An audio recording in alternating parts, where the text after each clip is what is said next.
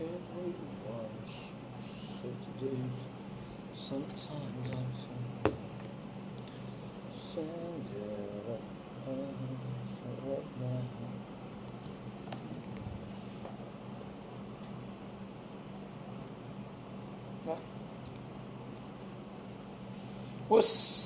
Olá, gente, boa noite. Bom todos. Estou tentando aqui acionar o Facebook, mas está difícil. O negócio está dando ruim aqui. Boa noite, como é que vocês estão todos? Deixar entrar aí, dar uns 2 minutinhos para entrar o pessoal, tá?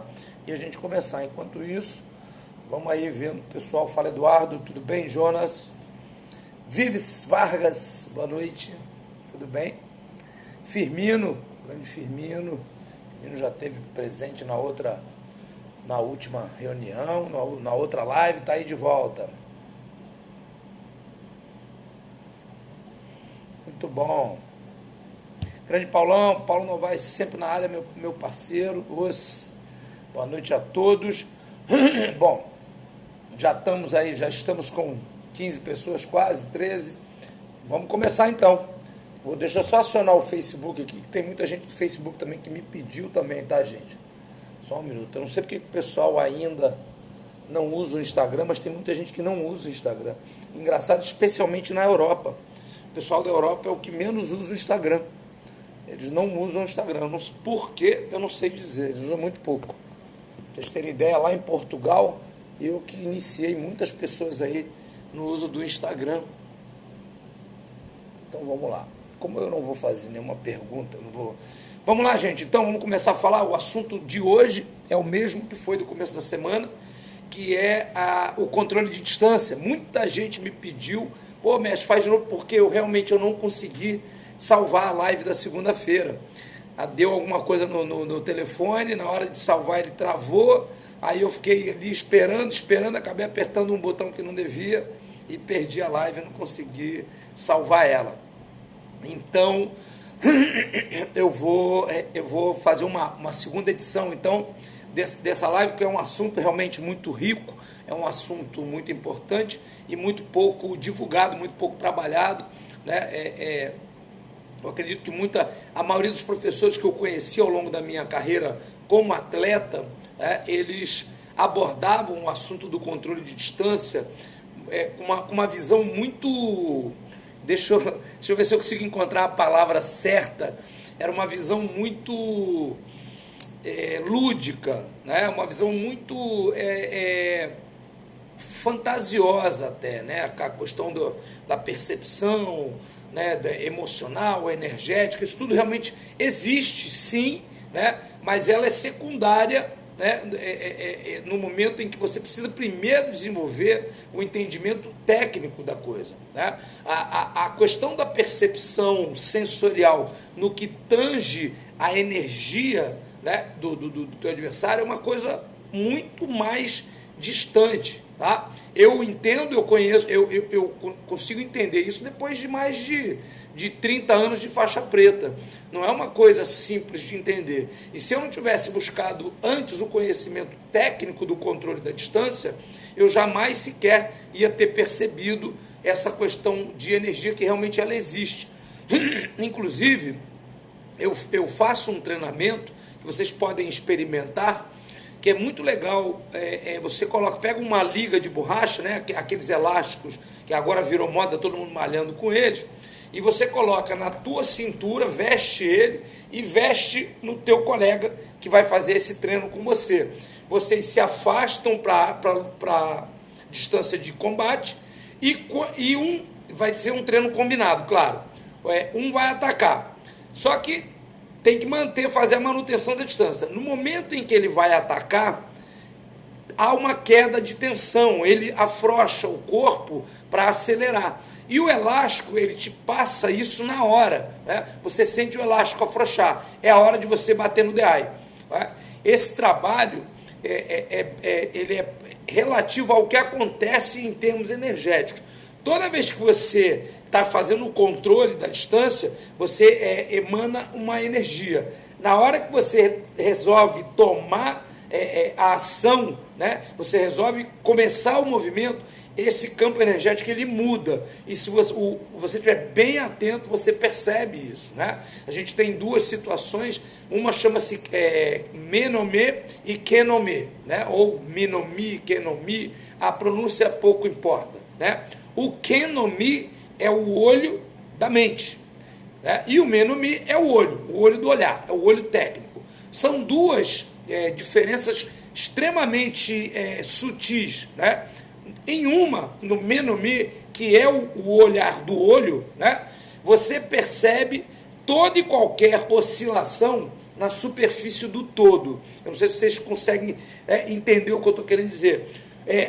Toda a movimentação do adversário, tudo que envolve, né, a movimentação dele, desde a respiração até as microexpressões faciais, elas têm uma leitura, elas oferecem uma leitura, né? E quem tem esse tipo de habilidade acaba conseguindo ler. Eu gostava muito, na minha época de competição, de prestar atenção aqui, ó, no orbicular, né, inferior, que o cara, antes de atacar, ele sempre dá uma contraída, e essa contraída denuncia a saída do movimento. Então, com isso, muitas vezes eu conseguia pegar um DI que parecia até que era premonição, que eu falava, pô, o cara adivinhou que o outro ia bater. Na verdade, não adivinhava, ele fazia assim antes de dar o golpe e aí marcava a saída. Isso é o Menome, né? É o olho do olho, é o olhar preciso, focado. É o que a gente chama na neurociência de atenção focada, não é? Por exemplo, vocês estão aí, a maioria deve estar sentado ou fazendo alguma coisa enquanto fala comigo e não sabe qual é a posição exata do pé. Mas agora que eu acabei de falar, todo mundo já sabe. Por quê? Porque no exato momento em que eu falei da posição do pé, você virou o foco da tua atenção para o seu pé e viu qual é a posição exata que ele está, né? Isso acontece também, por exemplo, para a língua. Ninguém sabe qual é a posição da língua na boca. Mas agora que eu falei, todo mundo sabe. Por quê? Porque prestou atenção focada. Então, durante a luta, se você consegue manter a atenção focada, você primeiramente desenvolve o Menome, que é o olho do olho, né? O olhar do olho, digamos assim. É uma redundância, mas é que tenta explicitar o que é para ser feito. É olhar profundamente, né? Olhar buscando todo e qualquer detalhe na técnica.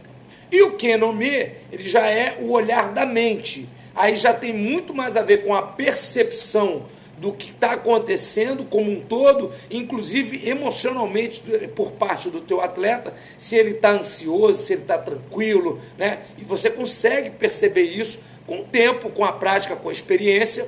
Isso acaba sendo uma das armas do karateka, tá? E, inclusive, esse fluxo de energia, essas quedas e esses aumentos de tensão energética que existem no combate, tá bom? Isso aí também entra no controle de distância, mas é uma coisa muito mais avançada. Vamos entender, primeiramente, o que é o controle de distância, tá? Controlar a distância, gente, é entender o seguinte: cada tipo de golpe ele tem uma distância adequada para ser aplicado, ok? Existe uma faixa distancial entre os lutadores que ela você não pode transitar nessa faixa se você não for fazer alguma coisa. Você não pode entrar nessa zona e permanecer nela sem que você tenha golpeado. Isso não pode acontecer. Quando acontece, fisiologicamente falando, né, em termos neurológicos, a gente não tem tempo hábil para reação, né? A gente tem um órgãozinho, chama-se amígdala cortical, ela fica na base do nosso cérebro límbico, né? Na verdade no topo do nosso cérebro límbico, bem próximo à nossa medula, e ela é responsável pela leitura, né, de movimentos agressivos. Então, quando o cara faz um movimento brusco na tua direção, quem toma a decisão de reagir é a amígdala. Ela vai te mandar um impulso, né, para que você reaja.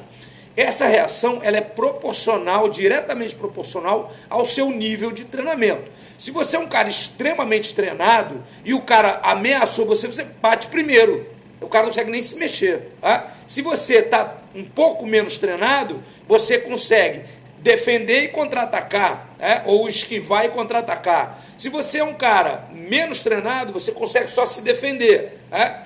Se você não tem treinamento algum, o que você faz é fechar os olhos e levantar as mãos para se defender, porque esse é o teu nível de treinamento, então você não tem condicionamento, você não tem reflexos condicionados. Você tem o ato reflexo natural, que é proteger as carótidas, a traqueia, fechar os olhos para não se cegar e levantar os braços para se proteger. Isso é um ato reflexo natural, né? Normalmente a gente fecha também as pernas para proteger a região genital, né? Coloca os cotovelos próximos aos flancos do corpo para proteger órgãos vitais, como o fígado e o baço. Isso é um gesto natural, não depende de técnica, todo mundo é capaz de fazer, porque faz parte, né, do nosso arsenal natural de defesa, uma vez que, como animais, a gente tem como instinto primordial a preservação da nossa própria vida. E a preservação da vida, ela depende diretamente de uma proteção eficiente em áreas de risco iminente a nossa vida. Então são as carótidas, a jugular, né, a traqueia, os olhos, para que a gente não se cegue, os órgãos vitais, os órgãos genitais, não por uma questão de sobrevivência, mas por uma questão de preservação da própria espécie. Então, são os instintos primordiais dos animais, preservação, autopreservação e preservação da espécie, tá? Então, é perpetuação da espécie, né? Então, a gente está sempre preocupado em se defender e em acasalar, quer dizer, não tem vergonha na cara, né? Brincadeira. Então, vamos lá. Essa distância que existe, que eu falei que não pode se transitar nela, é a faixa de Gaza. Pisou ali, você tem que pisar batendo. Você nunca pode pisar para bater, porque se você estiver de frente com um adversário habilidoso, ele vai usar esse gap entre o pisar e bater para golpear. E ele vai sempre te pegar no DI, né? Ou sempre contra-golpear você antes que você consiga concluir a sua técnica. Por exemplo, você joga um Gyakuzuki e o cara cruza por cima antes do teu Gyaku chegar. Ou vice-versa, o cara cruza e você pega ele com um golpe em linha antes dele concluir o Gyaku. Por quê? Porque ele pegou você exatamente entre o passo e o golpe, que às vezes é um tempo muito pequeno. Gente, mas em tratando-se de luta, né, qualquer centésimo, milésimo de segundo pode fazer a diferença. Então, como eu ia dizendo, a amígdala, ela leva exatos 1/100º de segundo para reagir. Se você transita dentro dessa área de risco que eu disse, ela não tem tempo hábil para reação, ela não consegue, né, engendrar a resposta adequada, ela não tem tempo para isso. Então, o que acontece? Né? Você recebe o golpe. Quem assistiu à luta do Paulo Borrachinha viu ele levar diversos golpes sem esboçar a reação de defesa, exatamente porque ele estava dentro dessa área de risco, né? E aí não tem tempo, gente, infelizmente não dá tempo. Como é que isso fica notório, fica flagrante? Toda vez que o cara recebe um golpe, né, e a amígdala tem tempo de reagir, no mínimo, ele fecha o pescoço, ele encaixa o queixo e recebe o golpe, né, de maneira mais adequada. Ou ele afrouxa a cabeça e vai junto com o golpe, ele gira a cabeça. Quando a cabeça dele faz um chicote para trás no pescoço, é porque ele não viu, né? E a gente viu essa situação se repetir algumas vezes com o Borrachinha, tanto com o Romero quanto com o Adesanya, né? Então isso é porque realmente não está tendo tempo hábil para poder ver o golpe e ter uma reação. E essa distância, gente, é uma questão de meio pé. Meio pé resolve tudo. Esse meio pé, ele vai denotar, né, ele vai significar 1/100º de segundo de diferença no trajeto do golpe. É o suficiente para a amígdala ver e reagir, tá? Então, a gente tem que, no controle da distância, preservar essa distância a todo custo. Se o nosso adversário entrou nessa distância, nós temos duas opções. Se ele entrar e não bater, a gente pode pegar ele primeiro, a gente intercepta. No momento em que ele pisa para fazer alguma coisa, ele pisa, a gente bate, porque ele já está numa distância hábil, numa distância possível de golpe, uma distância de contato. Se ele entrar batendo, ele já vem batendo, você recua. Você tem que entender o momento em que ele sai e recua. Assim você preserva a distância. É sempre isso, tá? Ou você recua defendendo e batendo, ou você recua esquivando e batendo. Você não pode permitir que o teu adversário entre nessa distância fazendo alguma coisa e você não tenha reação, tá bom? Então, essa faixa ela é muito importante, ela tem que ser preservada. Aí vai me perguntar assim, mestre, mas como é que eu vou saber qual é essa faixa? treine, é treino. Como é que a gente treina? Vamos lá. O karatê, especificamente, ele dá pra gente vários treinos muito importantes e que são subutilizados, né? A gente não usa e quando usa, usa errado. Kihon Ippon, Ju Ippon, Ju Sambon, Ju Gohon. Tá? O que é isso? Primeiro, o ataque em forma clássica com a defesa em forma clássica. Depois, o ataque em forma livre, um ataque. 3 ataques, 5 ataques. Vamos lá. Para que serve o Kihon Ippon? O Kihon Ippon serve para te dar a exata percepção de momento de impacto. Isso se você treinar certo. 99% dos karatecas treinam errado. Hoje de manhã eu dei esse treino para um aluno meu, né? E um outro, o doutor Adriano, que está começando a treinar comigo, que não é meu aluno, né? Mas ele está começando a treinar comigo, e ele fez completamente errado. O que é? Como é que é o errado? O cara vai lá, Jodan. Então a gente sabe que é Oizuki Jodan. Então ele fala Migi Oizuki Jodan. Então é um soco em deslocamento com a mão direita no rosto. Ele te dá todas as informações necessárias. O que você tem que fazer? As únicas variáveis são a velocidade que o cara vai imprimir e o momento em que ele vai atacar. Ok? Então você tem muita informação e poucas variáveis. O que você deve fazer é esperar, no mínimo, que o adversário complete 50% do movimento. Isso é um mínimo, tá, gente? Ele tem que fazer pelo menos 50% do movimento, ou seja, ele tem que sair da base lá de trás, das encurtos dele, atravessar o meio. Quando ele chegar no meio e começar do meio para o final, é a hora de você começar a se mexer para pensar numa defesa. Nunca antes, porque senão você nunca vai ter a noção exata do quanto você tem que se mexer para defender um golpe que leva a risco real à tua integridade. Quando você sai junto, ele fala, Jodan, aí ele vai e você também vai, nenhum dos dois está treinando. Você não está oferecendo um alvo para ele possível e você não está sendo ameaçado de verdade. Então não tem treino, não existe treino. Tá? Quando você quer treinar a tua percepção do entendimento da distância, você tem que correr riscos. Você tem que deixar ele transitar, ele entrar na distância de risco e aí sim você tornar efetivo o teu deslocamento defensivo, né? O teu Ashi Sabak ou Tai Sabak e a defesa com o contra-ataque. Essa é a maneira de treinar Kihon Ippon. Aí vamos para o Ju Ippon. O Ju Ippon você pode combinar um Ju Ippon onde o adversário ataque, você recua e defenda, ou onde você pode também interceptar, não é? E aí você vai fazer o quê? A mesma coisa. Você vai controlar a distância, o adversário vai dizer qual é o golpe. Quando ele sair, você deixa ele transitar pelo menos 50% do movimento, e aí ou pega no DI ou defende e contra-ataca. Sempre isso. E aí a gente vai para o Ju Sambon, a gente vai transitar entre as distâncias. A gente vai poder fazer um golpe de longa distância, um de média, um de curta. Vai? Ju Gohon, a gente pode fazer um de longa, 2 de média, 3 de curta, 2 de curta. Enfim, a gente pode variar as distâncias, né? A gente pode, inclusive, fazer um de longa, um de média, um de curta, recua um de média. Então, você tem possibilidade de variar entre as distâncias. Então, são treinamentos muito importantes, volto a dizer, subutilizados dentro do karatê. Deveria se utilizar mais esse expediente para desenvolver a percepção da distância, tá?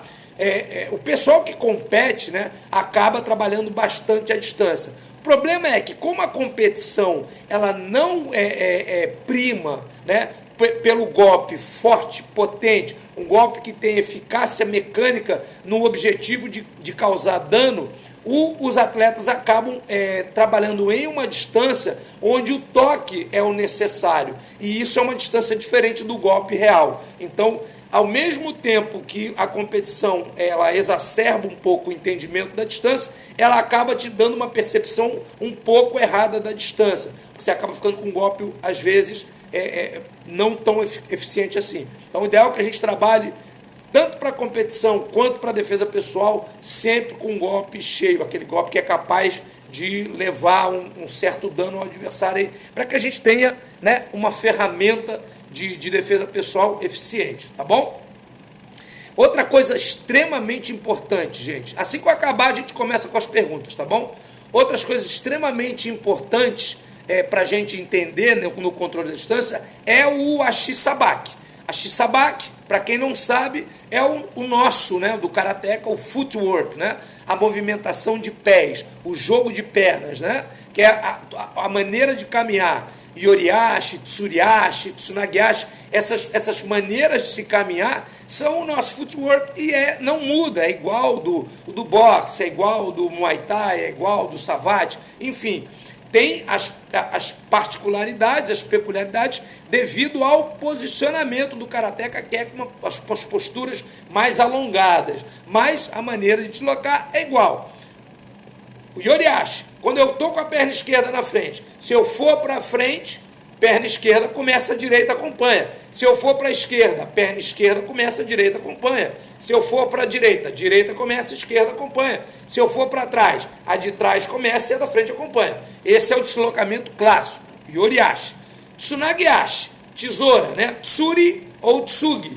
Tsugiashi se eu vou para frente, perna de trás, perna da frente. Se eu vou para trás, perna da frente, perna de trás.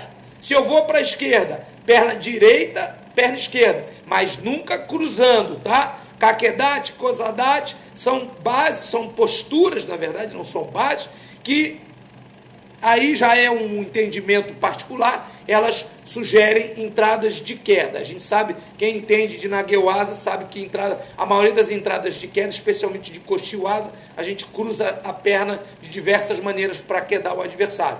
Mas nunca lutando distanciado eu cruzo. Quando eu cruzo eu perco o recurso motor e acabo me tornando um alvo fácil para o adversário. Então, é aproxime e abre, aproxime e abre, aproxime e abre. Tá bom? Esse é o Tsunagiashi. E é assim que se controla também, uma das maneiras de se controlar a distância. Um grande erro cometido pela maioria também, mais uma vez, de todos os lutadores em geral, não só dos karatecas, é o ato de se caminhar nos calcanhares. Os atletas eles fazem o primeiro toque, o primeiro contato com o solo com o calcanhar, em seguida a planta do pé e depois um terço anterior, quando precisam dar sequência para frente ou recuar.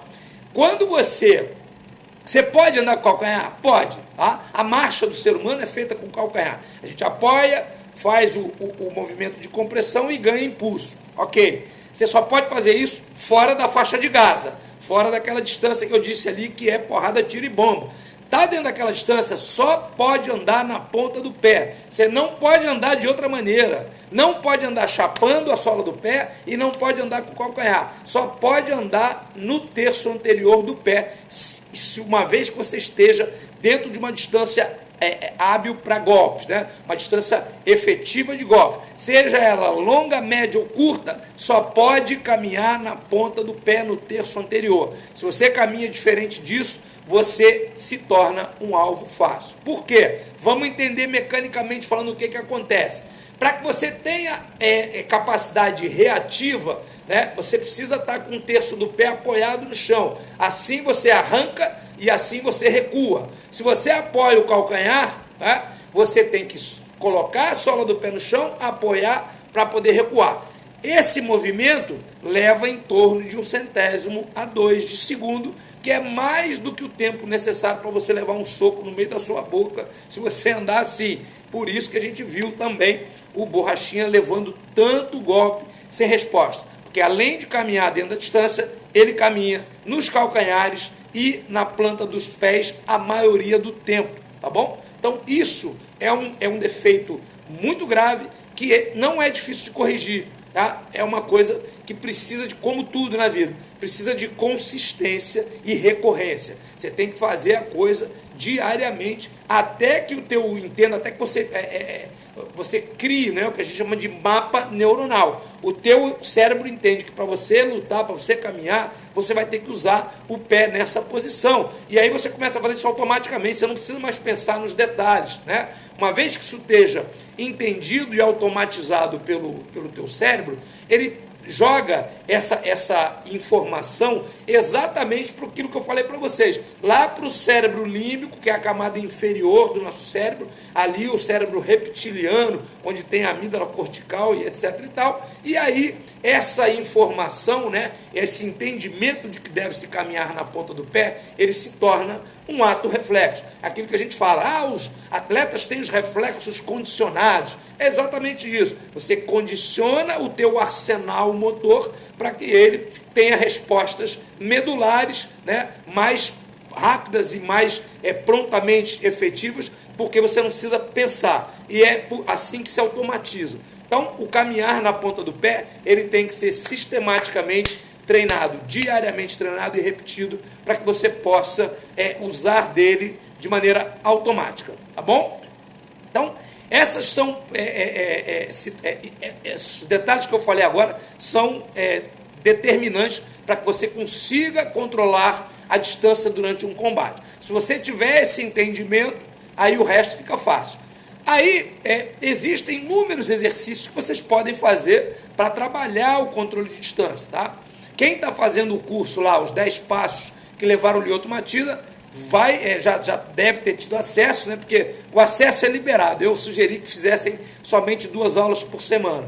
E as últimas 2 aulas, que serão daqui a 2 semanas, elas tratam exatamente do controle do foco visual e do controle de distância, tá? Então, eu sugiro alguns exercícios e dentro deles, um que eu gosto bastante, que é colocar entre você e o seu adversário, coloca um bambolê. O adversário pisou, você tem que bater ou tem que sair. Se ele botar o pé ali dentro, alguma coisa você tem que fazer. E vice-versa. Se você entrar ali dentro, você tem que entrar fazendo alguma coisa. Você nunca pode entrar sem fazer nada, tá bom? E aí, assim você vai treinando e desenvolvendo essa percepção, né, de controle de distância, ok? Então, vamos lá, gente. Vou abrir para perguntas, tá? Até porque daqui a pouco eu tenho que começar uma live exclusiva para o pessoal do grupo, os 10 passos, e aí eu vou ter que passar para o Facebook fechado lá só para o grupo deles, tá bom? Quem quiser fazer perguntas, tá liberado aí para pergunta.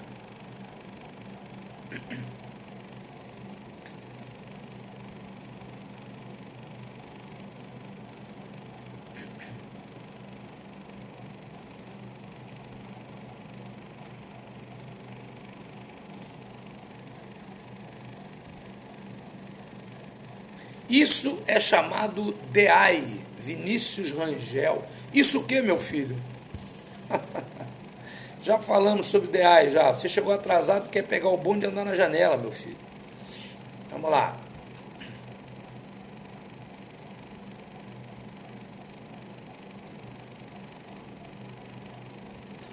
Bacana, Bruna. Poxa, que legal. Boa noite, a Bruna, mensagem da Bruna aqui, ó. Boa noite a todos, eu sou o Vinícius Antony. Encontrar você e assistir suas lives mudaram o meu mundo em 100%. Muito obrigado. Eu que te agradeço, Bruna, porque isso é o meu propósito maior, ajudar as pessoas a encontrarem novos caminhos, a se reinventarem e colocar para fora o seu maior potencial, seja no trabalho, seja na vida, né?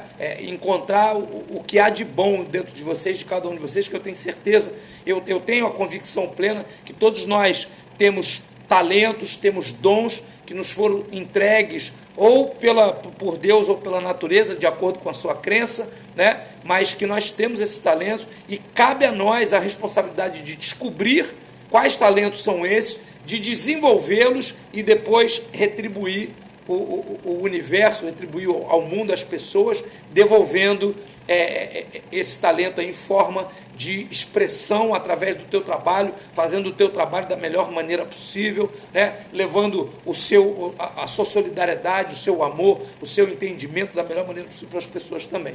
Então, esse tipo de feedback aí é muito, muito importante para mim. Eu fico muito, muito feliz, muito satisfeito. Obrigado a você por deixar eu participar um pouco da tua vida, tá bom? Vamos lá. Mestre, como era aquele treino com o círculo no chão? De novo, acabei de falar. É o do bambolê. Vamos lá. Existe alguma exceção para melhorar o reflexo? Algum exercício para melhorar o reflexo e a esquiva? Então, todos esses que a gente acabou de falar. Kihon-Ippon, né? Ju-Ippon, Ju-Sambon, Ju-Gohon. Isso são os melhores exercícios, tá? E aí a gente tem um treinamento que chama-se estudo de combate, né? Que é um treinamento onde você vai fazer exercícios combinados, é igual esses que eu falei, só que você vai colocar uma luva de contato e vai fazer os golpes valendo o golpe no rosto, tá bom?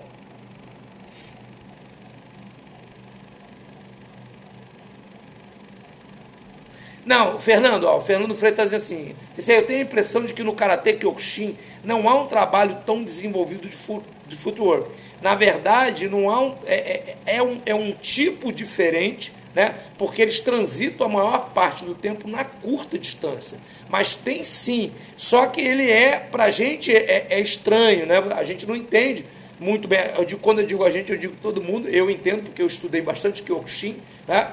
E é um footwork de curta distância exatamente para levar o adversário ao engano. Eles trabalham sempre naquela curta distância com as mãos ali, batendo próximo e de repente eles abrem sutilmente, ou angulando ou em hikiri, né? Que é aquela inversão súbita de pernas para poder um chute que normalmente não consegue, não sai da curta distância. E aí eles conseguem essa distância para o chute ali repentino. Isso é um controle de distância, mas uma distância diferenciada que não a igual a do Karatê Shotokan, que é uma distância mais longa, tá bom? Mas tem sim.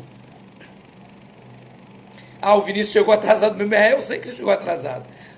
Eu reparei. Mas não tem problema não, vamos que as pessoas vão perguntando, e aí eu vou voltando o assunto, a gente vai falando, tá bom? E essa live, se tudo der certo, ela vai ficar gravada. Deixa eu rodar o pessoal do Facebook aqui, para ver se tem pergunta no Facebook também, que o povo está assistindo aí, tá? Vamos lá. No Mauá Shigeri, o giro é no terço anterior ou com o pé plantado no chão? Então, Márcio Oliveira Marcelino, Márcio, no Karatê, na técnica do Karatê, existe um princípio que chama-se conexão com o solo, né? Que é o entendimento de que você deve sempre trabalhar em harmonia, em empate com a força gravitacional. O que é isso? Quando você fica na ponta do pé, como é o caso do Muay Thai, você durante um momento, você vence a ação da gravidade. Você sobe o teu centro de gravidade e chuta. Só que quem conhece bem a técnica do Muay Thai, sabe que você, no momento da aceleração, você sobe no terço anterior e no momento do impacto você desce no calcanhar, exatamente para usar esse efeito de acionamento da força gravitacional, da força G.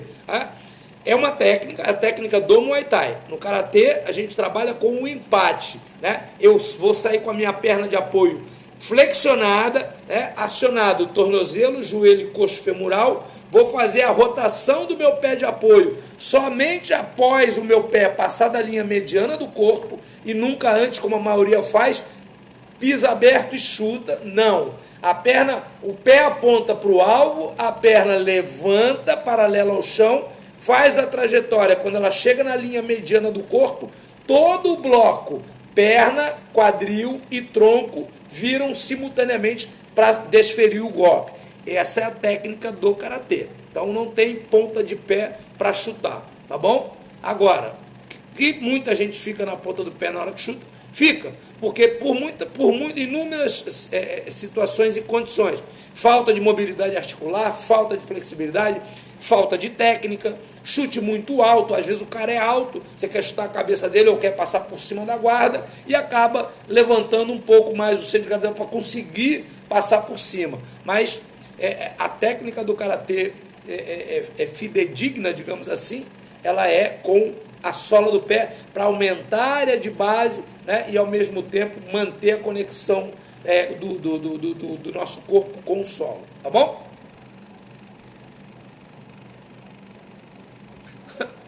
Claro que é o seu Miyagi, pô. Como é que eu ia ganhar do seu Miyagi? Vamos lá. Boa noite, sensei. Os atletas de Muay Thai, na sua opinião, têm melhor footwork do que um karateca? Não. Tem diferente.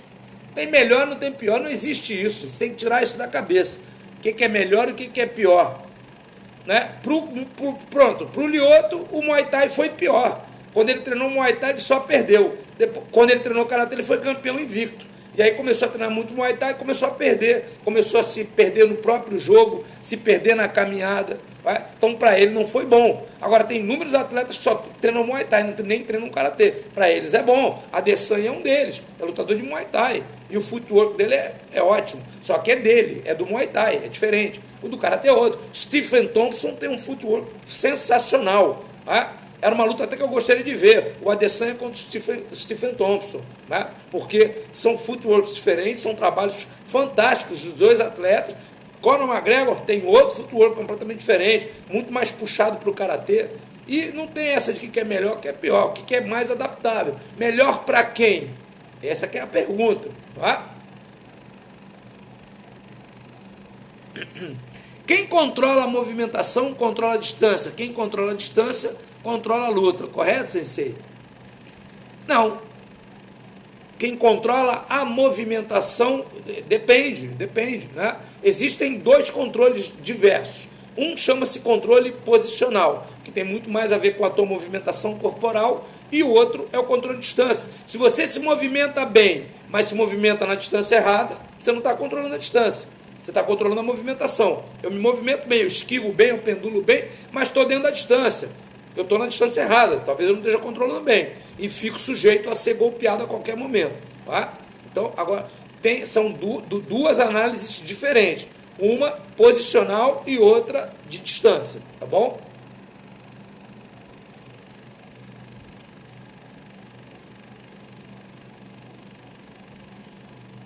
Ó, o Pimenta está perguntando aqui, mestre, o jab ao tocar o corpo do adversário indica que estamos na distância para o ataque? Se o jab tocou, você já está na distância, né? Você tem que entender a distância para sair o golpe, e não quando o golpe chega. Né? É igual o cara que faz o Kihon Ippon e toca no adversário para descobrir a distância. Aí é mole. Né? Eu não preciso tocar no meu adversário para saber qual é a minha distância. Tá? Eu tenho que saber a distância antes do toque. Eu saber, ó, daqui eu saio e pego. E mais, dali de onde ele está, ele sai e me pega. Isso é importante também, tá? Especialmente quando você luta com um cara maior. Porque o cara maior te toca de uma distância em que você ainda não toca ele. Então, o cara tem que ter esse entendimento, tá? Não pode esperar a distância do toque para entender, tá bom? Quando você tocou o cara, claro, você está na distância de ataque, tá bom? Agora, qual ataque, né? Se eu toco o jab, eu tô na distância para um gancho? Talvez não. Para uma cotovelada? Certamente não. Tá? Para um direto? Ok. Para um oizuki, um golpe andando? Não. Tá? Então, distância, gente. Cada distância, cada tipo de golpe tem uma distância diferente. E a gente tem que entender. E existe a faixa de Gaza, mais uma vez. Tá? Para quem não sabe o que é a faixa de Gaza, é uma zona de conflito lá eterno, lá entre palestinos e israelenses, tá bom? Mas é brincadeira, é uma analogia, é um lugar onde é porrada, tiro e bomba o tempo todo. Então é isso. Tem uma distância que deve ser preservada em qualquer situação, que é essa daí que eu falei para vocês, que se você andar dentro, você vira alvo fácil, tá bom? O Fabinho Zanata. Ou seja, na sua opinião, com relação à eficácia dos golpes por causa da distância, os treinos voltados apenas para as competições atrapalham o lado do karateka de defesa pessoal? Cara, a pergunta foi confusa, hein, Fabinho? Mas eu acho que eu entendi o que você... Parecem duas perguntas diferentes, tá? Na sua opinião, com relação à eficácia dos golpes, por causa da distância, os treinos voltados para a competição atrapalham o lado do karateka na defesa pessoal? Entendi. Vamos lá. É aquilo que eu falei, já falei sobre isso, falei rapidamente, mas falei. O treino de distância de competição, ele hoje em dia especialmente, o atleta tem que tocar só no adversário, ele não tem que bater forte, né? Inclusive, em algumas competições o excesso de contato é anotado, o cara ele é punido pelo excesso de contato. Então, acaba que o cara treina para tocar o adversário e não para bater no adversário. E isso acaba se tornando um engrama motor. O que é isso? É um modus operandi do teu cérebro. Ele vai bater sempre tocando, sempre tocando. Ele não vai pesar, ele não vai fazer o encaixe correto, a distância certa para ter traumaticidade, porque ele não precisa, ele precisa tocar. Então ele treina para tocar, treina para tocar. Eventualmente ele consegue bater mais forte, mas invariavelmente ele treina para tocar. E aí isso acaba que na hora de um combate, né, principalmente se tiver contato, o cara acaba ficando prejudicado nessa história, tá bom? E fica mesmo, porque a época que eu competia bastante, quando eu ia treinar contato, às vezes batia solto demais, especialmente com luva de contato, que é uma luva grande, né? Aí você acaba tocando muito leve no cara. Você tem que aprender a entrar na distância para machucar. Qual é a distância para machucar? Quando você cruza os artelhos, né? Isso aqui, ó, para que vocês entendam. Olha meu pé aí. Aqui, ó, são os artelhos, tá? Essa articulação proximal dos dedos, né? Onde a gente chama de coxi, a bola do pé, o terço anterior. Quando você cruza o terço anterior com o teu adversário, você está em distância de nocaute. O golpe em linha, ele entra com potência total e distância total para pancada, para nocautear. Então, quando você quer entrar para nocautear o cara, você tem que chegar aqui para bater. Se você entrar mais, o golpe em linha não funciona. Se você entrar menos, o golpe em linha toca. E o cara tem um lastro para poder, com a esquiva de tronco, absorver. O Anderson Silva faz isso muito bem, né? O Conor McGregor, então, ele deixa o cara bater com o pé fora da distância, ele tira o rosto, o golpe passa aqui, ele volta. O Heber de Almeida, que é meu atleta, desenvolveu isso já também de uma maneira magistral, está usando praticamente em todas as lutas, os golpes passam rente ao rosto, ele faz só um movimento de tronco e bate, porque ele consegue perceber esse posicionamento do adversário em relação aos pés dele. Ele percebe que está fora, o golpe não vai chegar com poder de nocaute, com um movimento de tronco, se pegar, pega de raspão, e ele consegue voltar batendo, já com o cara transitando ainda na direção dele, aí o choque é triplicado, tá bom? Muito bom, vamos lá.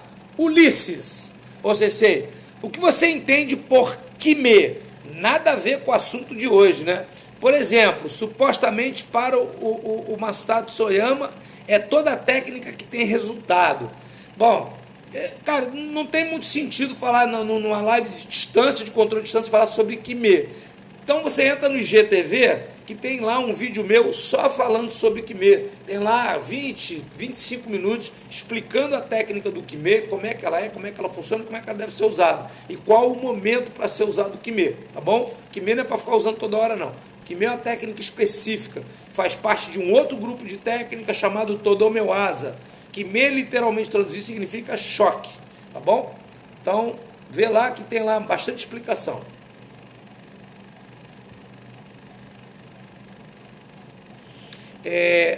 O caminhante, quais os estilos de karatê o senhor estudou mais proximamente? O Kyokushin. Kyokushin, eu estudei a obra do mestre Matsutatsu Soyama, eu tinha um livro dele, o This is Karate, e estudei bastante, treinei. É um karatê que me agrada, eu gosto daquele trabalho de curta distância, eu gosto dessa coisa do corpo em jitsu, né? O corpo em jitsu é o corpo blindado, o corpo preparado para a porrada. Eu sempre gostei muito de fazer isso, né? Inclusive de deixar eu estou rindo aqui porque eu coloquei aqui, armei o Facebook, fiz tudo, só não apertei o botão de iniciar o vídeo. Aí, quer dizer, estou olhando ali para o Facebook à toa, não está rolando a live no Facebook, mas enfim. Não liga não, gente, que é a idade. Tá? Então, eu estudei bastante e algum olhar sobre o Shorin Ryu, porque foi o inicial, né? A primeira pessoa que chamou karatê de karatê foi Sokun Matsumura, que criou o estilo Shorin Ryu Karate Jutsu, né? Que então foi um karatê que eu dei um olhar especial sobre ele, e o Goju Ryu, que é o outro lado da moeda, né? Que é um karatê mais trabalha mais a força, mais o trabalho de base, a curta distância. Então, eu dei um olhar sobre esses estilos de karatê, tá bom? Mas o meu carro-chefe sempre foi o Shotokan. Vamos lá.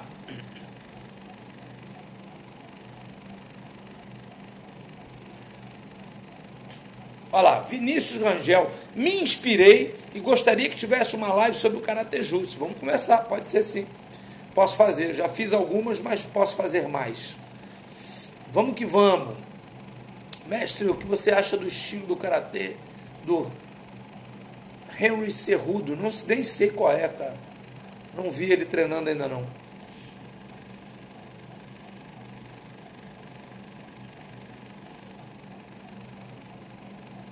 Vamos lá.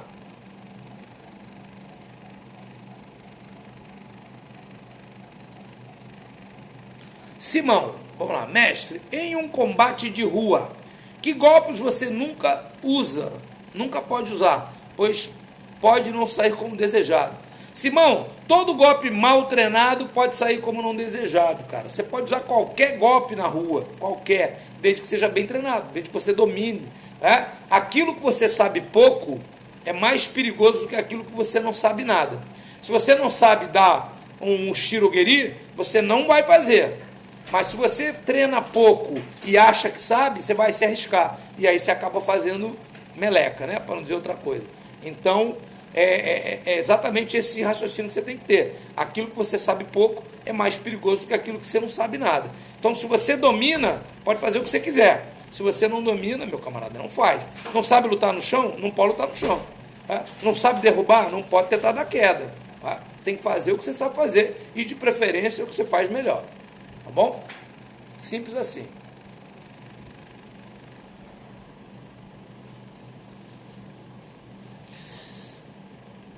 O Poet Gun, arma poética, é isso? Que isso, rapaz? O cara é muito sinistro. Lá de Portugal, já é quase meia-noite lá, eu vou dar uma palhinha para ele. Então, ele está me perguntando aqui, ó, se eu posso dar a minha opinião sobre as movimentações em Tsunagiashi, em Shiai Kumite.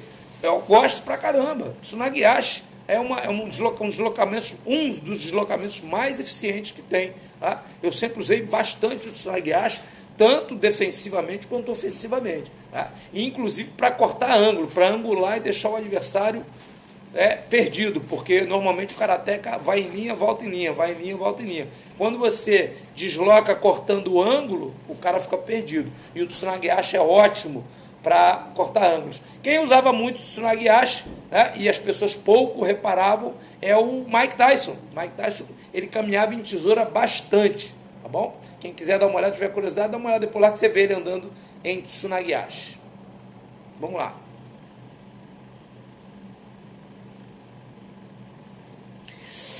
Então, o The King Costa.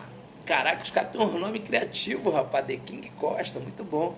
Ele pergunta aqui, se um excelente chutador leva vantagem na distância. Vejo poucos chutadores eficazes no UFC. Não sei. É aquilo, quando você pode ser derrubado, né? Os excelentes chutadores seguram a perna no chão, né? Porque você lutar kickboxing, muay thai, karatê é uma coisa.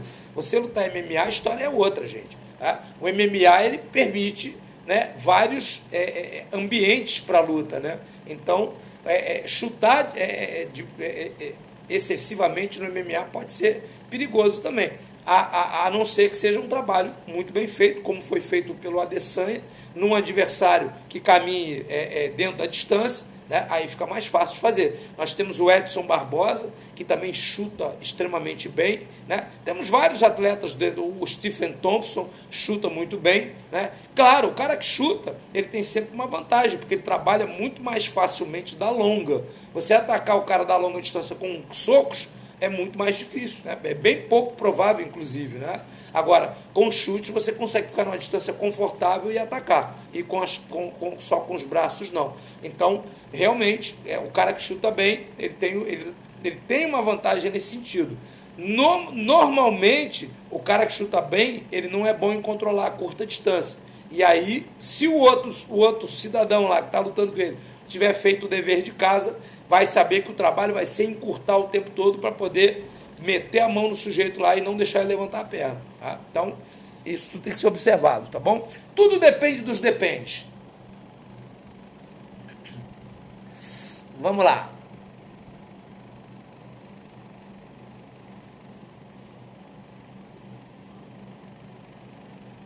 Sim, ó, o Maurício está perguntando aqui. Boa pergunta, Maurício. Maurício Moraes Bueno. Então, Maurício, os vídeos antigos do Sensei Masahiko Tanaka demonstravam, né, um grande controle de distância e de tempo, semelhantes ao usado no Kenjutsu e no Kendo. É possível haver influência desta? Não só é possível, como o Karate Shotokan foi extremamente influenciado pelo Kenjutsu, né? Primeiro momento, o Karatê Shorin-ryu, o primeiro Karatê, né, como eu acabei de falar, do Sensei Matsumura. O Sensei Matsumura era mestre em Jigen-ryu, que era uma técnica, né, uma escola de Kenjutsu, né? E ele foi um dos primeiros a implementar essa movimentação, especialmente de aceleração linear, né, em sequência com Tsunagi-ashi, né, e Rikiri, né? E ele foi um dos primeiros a implementar isso. E depois, posteriormente, o mestre, o Sensei Nakayama, né, ele era descendente de um dos últimos clãs de samurais, o clã Senada, né, e ele era também um mestre em Kenjutsu, né, Kendo já na época, já se chamava Kendo, e ele era um mestre também, e ele também foi um dos grandes precursores, né, do trabalho de aceleração linear dentro do Karate Shotokan, tá bom? Então, só tem influência sim, tem muita até. Maravilha. Bom, gente, estamos chegando ao fim aí. Mais 5 minutinhos. Olha lá, o Lavi Souza, lhe envio uma grande saudação de Cerro Largo, Rio Grande do Sul. Obrigado, meu amigo. Um grande abraço para vocês aí. Boa, vamos lá. Michelle Watterson, chuta bem, chuta muito bem. E aí, você vê, nas últimas lutas ela não conseguiu chutar nada. Pegou uma pressão doida lá quando lutou, inclusive com a... Esqueci o nome dela, da baixinha que é do wrestling. Ela não conseguiu chutar nada, porque a mulher colava nela o tempo todo, botava ela para baixo 200 vezes. Vamos lá. Mestre, vamos lá, Glauco, não sei se já respondeu isso, mas o que o senhor acha que faltou? Bom, já respondi isso pra caramba. Faltou controle de distância ao Borrachinha, exatamente por isso que a gente falou, essa live aí entrou em voga, exatamente porque o Borrachinha controla muito mal a distância, né? Ele caminha mal e controla mal a distância, então faltou isso. Como ele tem essa característica de encurtar para brigar, né? Ele não se preocupa muito com esse controle de distância, ele já vai andando logo para dentro para bater. Nessa luta ele foi tentar controlar um pouco mais, conter o ímpeto inicial, já que era uma luta de 5 rounds, né, no objetivo de guardar um pouco o gás para não se cansar. E aí acabou que, como não sabe controlar, virou um alvo fácil ali, numa zona perigosíssima para se estar. Só um minuto, gente. O ar-condicionado está fazendo um barulho aqui que... Vamos lá. Ó, você vê o Kizami Maigeri como técnica de controle de distância? Gente, não. Qualquer técnica pode ser uma técnica de controle de distância. Se você tem um tempo de DI bom, você bate um huracan, a hora que o cara pisa, pum, dá-lhe um huracan, você controlou a distância. Se ele pisa, você dá um Kizami Maigeri, você controlou a distância, né? Se ele bate um Gyaku, você controlou a distância também. Qualquer golpe pode ser usado como controle de distância, né? O Kizami Geri não significa que você vai controlar a distância com ele. Se você aplicar o Kizami Geri da distância errada, ele é facilmente seguro, o adversário consegue segurar o teu chute com bastante facilidade, né? E aí comprometer todo o teu trabalho aí, né? Você pode ser derrubado, a coisa pode complicar, né? E se você dá longe demais, você pode acabar caindo numa distância complicada e levar um contra-golpe. Então, mais uma vez, depende dos dependes, tá bom?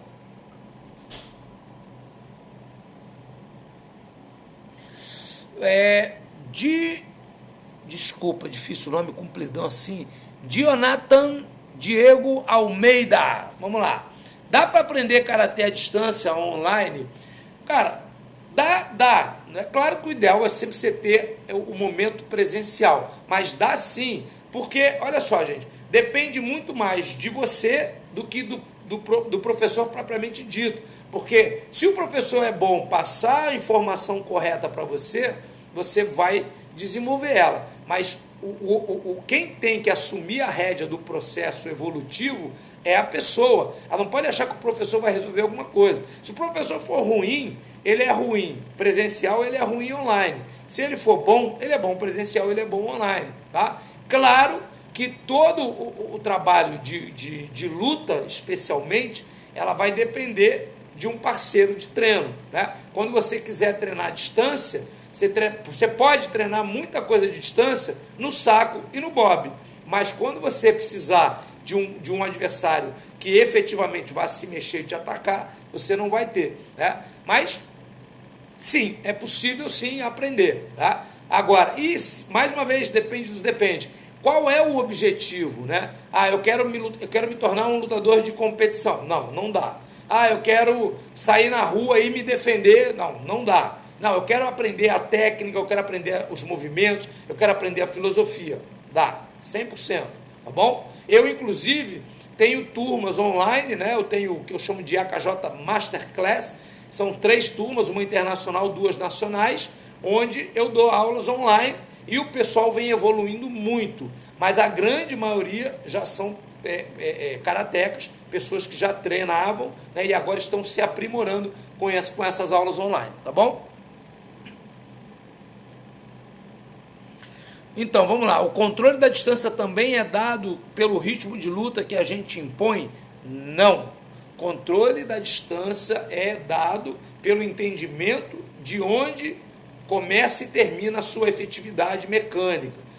A partir daqui eu acerto, daqui eu não acerto, daqui ele me acerta, daqui ele não me acerta, e assim por diante. Você tem que entender isso. Isso tem que ser orgânico. Você não pode ter dúvida, dá, não dá, tomei. Aqui dá, pum, bati. Se deu, bateu. Se não deu, saiu. E assim por diante. Cara, isso é um entendimento dinâmico, não tem nada a ver com o ritmo de luta. Você pode apertar, ou sair, fora da distância, dentro da distância, não interessa.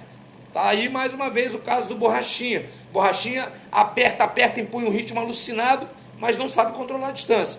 A prova é que quando pegou um cara que controla a distância, que é o caso do Adesanya, teve muitos problemas. Tá bom? Pessoal, 1 hora de live, espero que vocês tenham curtido, respondi aí tudo que deu para responder, tá bom? Essa live vai ficar gravada, quem quiser rever depois para tirar alguma dúvida, tá bom? Semana que vem eu volto, faço mais umas livezinhas, inclusive a gente pode trabalhar nessa história de falar sobre o Karate Jutsu, para que vocês entendam o que é o Karate Jutsu, qual o significado dessa expressão e qual o objetivo desse treinamento. Tá bom? Grande abraço a todos aí, uma boa noite. Os